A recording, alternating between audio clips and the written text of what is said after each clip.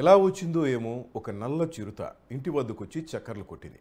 ఇంటి main door దగ్గర హుందాగా నడుచుకుంటూ పోయింది. ఈ ఘటనలో ఎవరికి ఎటువంటి ప్రమాదం జరగలేదు. కానీ ఒకవేళ తలుపు తీసుంటే పరిస్థితి ఇంకేమైనా ఉందా అంటున్నారు వీడియో చూసిన నెటిజన్లు. తమిళనాడు నీలగిరి ప్రాంతంలో ఈ ఘటన జరిగింది. దీనికి సంబంధించిన వీడియోను ఐఎఫ్ఎస్ అధికారి పర్వీన్ కస్వాన్ తన ఎక్స్ ఖాతాలో షేర్ చేశారు.